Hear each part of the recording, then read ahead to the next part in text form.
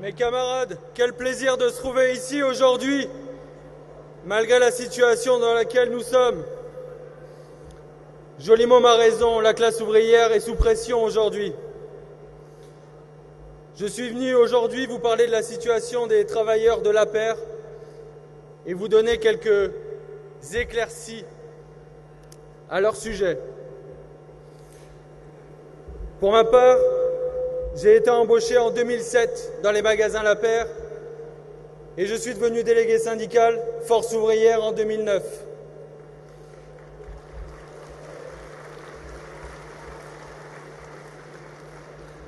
Alors, je vais vous expliquer un petit peu comment fonctionne l'APER.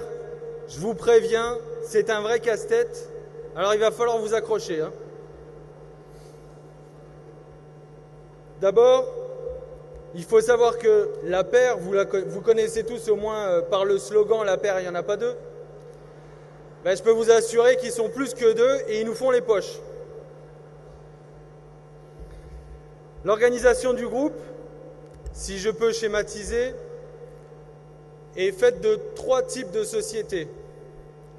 Nous avons les usines de fabrication qui produisent pour l'APER. Nous avons les magasins où je suis embauché, la société Distrilab pour distribution l'APER. Ces deux types de sociétés sont exploités par le groupe, il faut le savoir. C'est là où il y a les salariés, donc c'est là où on a la pression.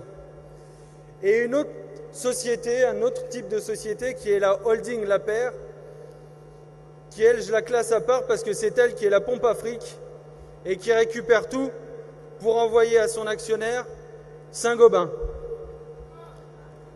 Donc vous connaissez bien Saint-Gobain, mondialement connu et reconnu. Donc, comment fonctionne le groupe l'APER? Vous avez des usines donc qui fabriquent et qui n'ont qu'un seul client. Ce client, c'est la holding l'APER, celle qui ramasse le pognon. Donc, comme ils n'ont qu'un seul client, c'est le client qui fixe le prix. Et donc, il fixe le prix en dessous du prix du marché, ce qui fait que les usines de fabrication sont, elles, asphyxiées. Elles ne dégagent pas suffisamment d'activité et se retrouvent dans le rouge ou sur le fil du rasoir constamment. Une fois que la holding l'APER est propriétaire de ces produits, elle les met en vente, elle les soumet, elle les confie au magasin, donc la société pour laquelle je travaille. Et donc, chose un peu particulière, c'est que dans tout commerce, logiquement, on sait très bien que quand on va chez l'épicier du coin, on va acheter une orange, l'argent tombe dans le tiroir caisse de l'épicier. Chez nous, c'est pas comme ça. Chez nous, le pognon, quand vous l'avez mis, quand vous donnez la carte bleue dans les magasins l'APER, il rentre directement dans le tiroir caisse de la holding l'APER. Directement dans leur tiroir caisse. Ce qui fait que nous, l'argent qu'on a généré, on ne le voit pas passer. Alors, cette méthode, elle est quand même... faut quand même alors admettre le génie de cette organisation, puisque comme ça, les actionnaires peuvent profiter à plein de notre travail. Mais cette organisation, pendant des années, nous, salariés, nous n'étions pas au courant de cette organisation. Nous ne savions pas comment c'était structuré. Donc nous, délégués syndicaux, Force ouvrière, quand on allait aux négociations annuelles obligatoires et autres négociations, on nous disait « Oh là, vous vous rendez pas compte, vous êtes en déficit ». Et nous, on ne savait pas pourquoi on était en déficit toutes ces années. Jusqu'au jour où notre expert comptable que nous avons mandaté au CCE a trouvé la faille. Et là, les choses étaient différentes. Et la Force ouvrière a pris ses responsabilités et a dit « Non, ça ne peut pas se passer comme ça ». On ne peut pas flouer comme ça, de façon permanente, les salariés du fruit de leur travail. C'est inacceptable. Qu'est-ce qu'on a fait? On a été voir les salariés, on leur a expliqué la situation. Et on a entamé une action en justice, Force ouvrière, la CGT et 1685 salariés au tribunal de grande instance de Nanterre.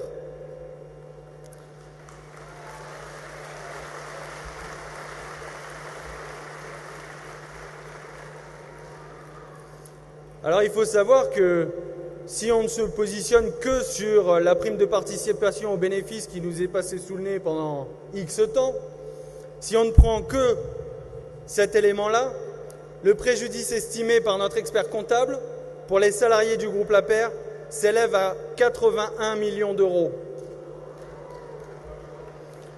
Coquette somme pour le groupe La Paire, insignifiant pour le groupe Saint-Gobain. Mais malgré ça, malgré ce hold-up organisé, ça ne suffit pas. Alors, il faut trouver des moyens pour, en période de crise, maintenir les bons niveaux de dividendes de nos chers actionnaires. Alors, qu'est-ce qu'on fait? Eh bien, comme partout, on dégraisse. C'est la seule solution. Comment voulez-vous maintenir leurs dividendes avec le chiffre d'affaires qui diminue?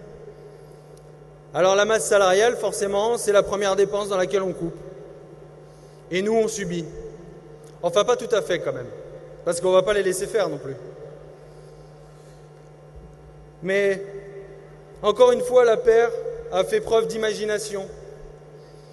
Et elle s'est débrouillée parce que un PSE, ça fait toujours mauvais genre, ça fait mauvais effet auprès de la presse. Donc on s'organise pour faire un PSE, mais on va l'externaliser. Il ne faut pas que ça se voit, que ce soit en catimini. Alors comment on fait? Eh bien, ils ont trouvé une méthode imparable. Les magasins qui considèrent les moins rentables, ils se sont dit, les directeurs qui sont en place, on va leur vendre les magasins. Ils vont créer leur société dans leur magasin. Comme ça, ils seront autonomes. Ils pourront faire ce qu'ils voudront une fois qu'ils seront propriétaires et qu'ils auront monté leur TPE. Ils auront bien sûr les salariés qui seront restés dans l'entreprise. C'est juste un changement et une cession de société. Mais comme ça, c'est beaucoup plus simple pour La Paire. Pas de conséquences sociales pour eux directement, puisque ce sera les petites TPE qui se seront chargées du sale boulot.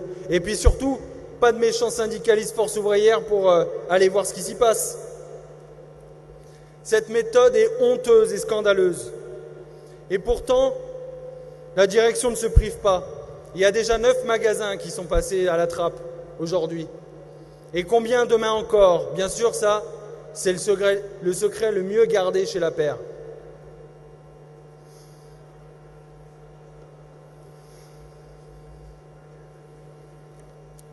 Donc, comme cette méthode ne suffit pas, on continue la méthode traditionnelle, on laisse partir les salariés, on les fait partir en leur mettant la pression pour qu'ils démissionnent, on leur met la pression aussi pour des ruptures conventionnelles, on les licencie pour faute, plus ou moins justifiée, plutôt moins que plus d'ailleurs, Vous la connaissez la chanson?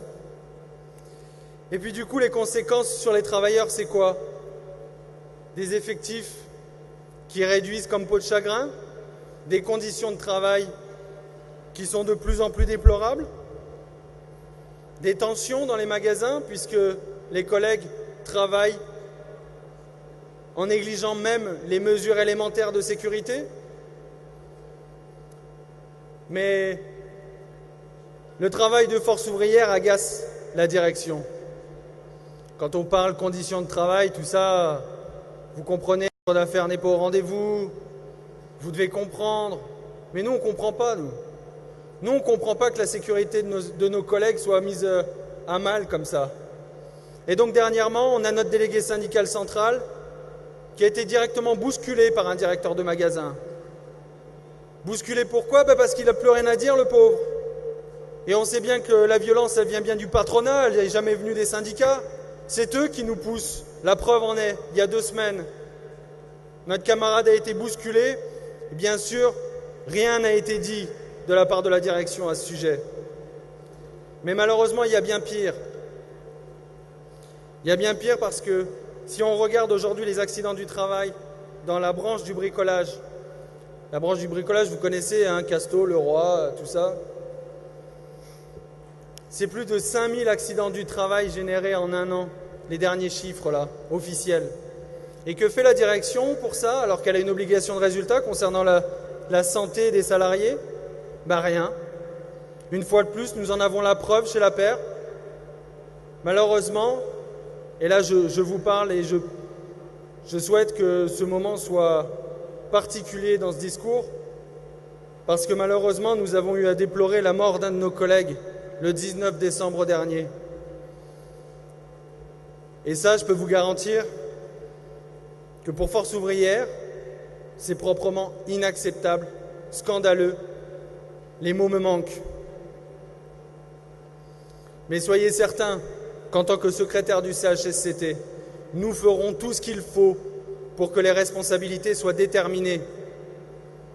D'ailleurs, nous travaillons avec la CARSAT, l'inspection du travail, pour faire le point pour ces raisons d'accident. Et nous savons déjà que la baisse d'effectifs n'a fait que aggraver la situation concernant ce salarié.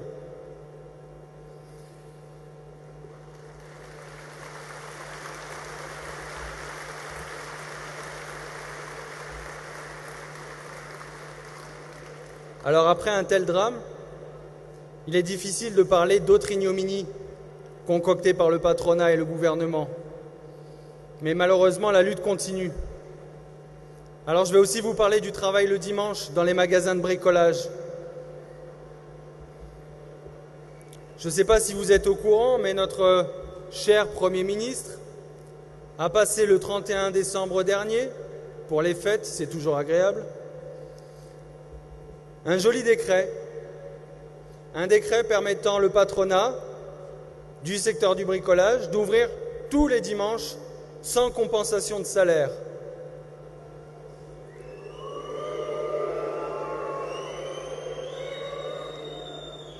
Ça veut dire quoi pour nous chez la paire? Ça veut dire que déjà nous sommes mal payés, déjà nous sommes dans des conditions de travail déplorables, mais en plus il va falloir qu'on vienne travailler le dimanche sans demander notre avis, parce que la question du volontariat, on peut se poser la question de comment elle peut s'appliquer quand il y a un lien de subordination avec son employeur. Et donc, Force ouvrière est aux avant-postes sur ce sujet. D'ailleurs, la Fédération des employés et cadres a déjà contesté ce décret auprès du Conseil d'État. Et nous, salariés de la paire, nous attendons qu'une chose, c'est que bien sûr ce décret soit invalidé. En attendant, je peux vous assurer, et vous pouvez compter sur nous, on ne lâchera rien, rien du tout. Parce que comme disait notre camarade, si ça cède un bout de la chaîne, vous êtes sûr qu'on est tous dans le même bateau et on va tous couler ensemble.